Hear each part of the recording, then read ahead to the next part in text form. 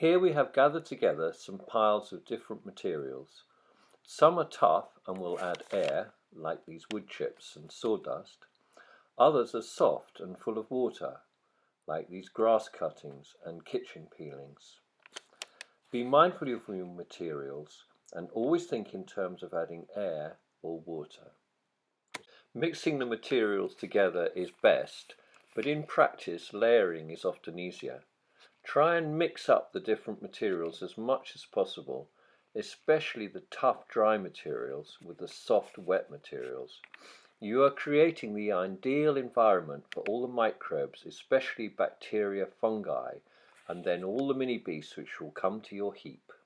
Because I had a lot of tough woody chips in this heap, I'm making sure to add plenty of water, and I've been tamping the heap down as well as I go. Next I'm going to remove the compost bin to show the contents, and you can see the layering quite clearly there. Composting is all about getting the balance between air and water and being mindful of your materials. Now I've put the bin back and take the temperature with my probe thermometer, which is 20 degrees Celsius today, April the 7th. Much hotter today. Let's see what the temperature's like on the thermometer. Wow, well, that's interesting. It's gone up from 20 to just under 30 in 24 hours. Good stuff. Okay, so that's the temperature, ambient temperature in the shade today, just above 20 degrees. So significantly hotter in the compost.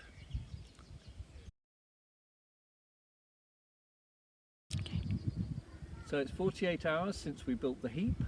Let's see what the temperature is today. Wow. Blimey. 50 degrees Celsius. It's been very hot, but cold at night. It's a small bin. And the ambient temperature I took earlier was about 22. But that's pretty impressive. 50 degrees. Wow. And it's, as you can see, it's over 60, what's that, 62, 63 degrees Celsius. That's pretty hot. Let's see if we can get this Dalek bin to melt down. Come back tomorrow. 96 hours since we put the heap together. I've just put the thermometer in. It was 60 yesterday. So it's dropping a bit. It's only just on 55 today. So it's already starting to drop a bit. You can see it's gone, the level has dropped down. So it's dropped down. Can you see that? Dropped down at hand span. Dropped down that much. The outside temperature is 20 degrees today. So it's a bit cooler. It was really hot yesterday. Okay, so I just thought, it seems it's pulled away from the sides quite a lot. Maybe we'll have a look at how it's doing inside, if I can lift it up, okay? Too difficult to get it. There we are. Whoa. It's because of that bit in the bottom.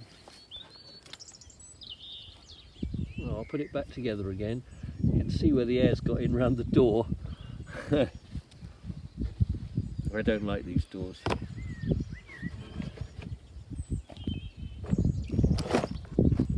We'll have another look tomorrow.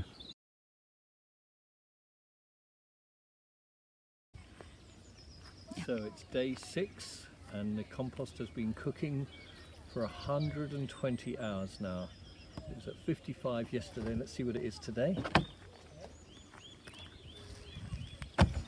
So it is, can you see that? It's dropped a tiny bit, so it's about 54 degrees Celsius.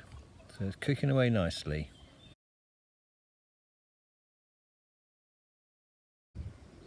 So it's a week since we built this bin, and let's look at the temperature today. Yesterday it was, what was it, 55?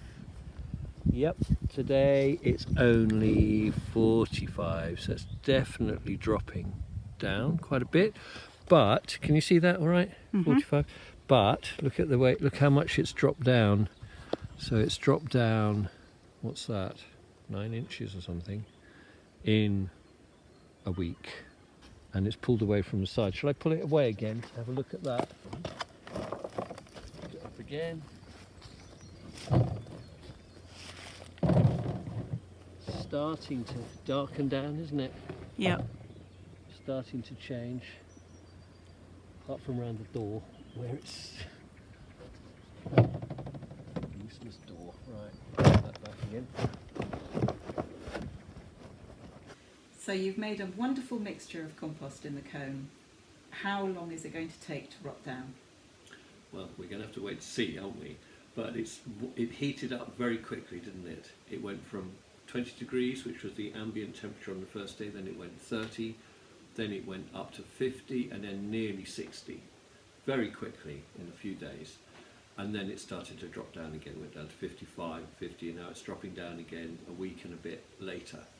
So that first phase of composting is when the bacteria are doubling every hour, and that's why it gets so hot, because you get that doubling every hour. And so that means that one bacterial colony can get up to over 8 million in 24 hours. So that's an incredible explosion of life. As long as there's enough air and there's enough water for the biology to happen, for the bugs to multiply, then you get that bacterial explosion. And then what happens is that the secondary composters start to move in. You get the other things coming in, and lots of other organisms that are attracted to the heap. So you get the fungi coming in, and they're a lot slower. You get the shredders, the creatures that are shredding things up, and all the other creatures that get in. In fact, you get every single kingdom of life involved in the compost heap. And that takes a long while then to mature, especially to work on the harder, woody stuff. That can take months and months and months.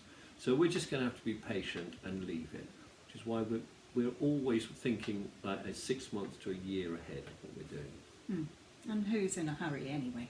Well, exactly. Exactly. And what will we use the compost for? What's it best for? We use it. It's garden compost, so it's got had a little tiny bit of kitchen stuff in it mixed in, but it was just a few peelings and things just put in there. But this will be used on the beds just to top dress our beds mainly, and because we have a no-dig system, those chunky woody chips, which still won't be broken down even after a year, some of them are very big chunky bits, they will become a nice mulch on the bed. And if we're bothered about them, we can rake off some of the bigger bits and put it back in. It's not a problem. And so you put in just a small amount of kitchen peelings on that. With that amount, it's not really a rat problem then. No. It would be if you put in more. Yeah, exactly. If we had a lot of food waste, and especially if we've got things like potato peelings, carrot peelings, if we got any cooked food, that's what really attracts the rats. A little tiny bit in there is not going to be a problem. I'm sure it won't within that, because it heated up very quickly. You know, it's not going to be a problem. It's when you add things every day. Because the other way of making compost, of course, is to add a little bit at a time, and that's when you start to get problems. You know, so our other heap that we've got, we are adding things a little bit at a time, but we've got a special rat-proof bin for that one. So this is why we're just demonstrating to get the biology right, to get the mixture between air and water, to show that rapid expansion, that rapid heat rise that happens, and to show that first bit of the composting, because a lot of people want to know, how do you get a hot heap? Well, you have to do it like that in one go and make sure you've got the balance of air and water, and that's crucial to keep it going. And then when that's starting to slow down, that's when then the worms move in as well, and the worms will take months and months and months to finish it off. Will you keep adding to it as it sinks down? We could do, but I'm just going to leave that one to finish now. I'm just going to leave it. But we could keep adding to it. And actually, I mean, if we were going to do that, it would have been better to do it when it was hotter and keep it cooking more and more. Now it's cooling down. We could invigorate it and get it going, but just going to do this one now as a bit of an experiment and as a demonstration to see what happens without adding to it. And what about roots like couch and bindweed roots? Will that heat kill things like that and the seeds? Well, it's all a matter of proportion. I mean, if we had a little bit of bindweed in there and it was hot, when it was hot, getting up to 60 degrees, that would have cooked it. Yeah. You know. But if we got a lot of bindweed, a lot of cooch, and especially if it's got a lot of earth with it, the earth will insulate it against the heat. It's better to take those out, and we've got another container where we're just putting the roots and excluding the light from it. And that again, I'm going to leave that for about a year. Yeah, and quite often we put the roots out on the path to dry out if it's sunny, don't we? Yeah. So they dry out and hopefully are dead before we compost them anyway. Exactly. Yeah. Exactly. Yeah. Yeah. Thank you. Very exciting. It's all right. Now you've got a cat on your lap. You can't turn the. Can't move.